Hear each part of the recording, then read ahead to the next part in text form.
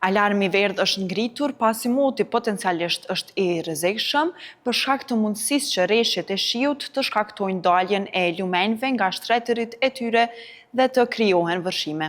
Edhe pse deri tash nuk janë raportuar vërshime, Instituti Hidrometeorologjik i Kosovës tha se ky njoftim ka ardhur nga Sistemi Evropian i Parashikimit të Motit EFAS.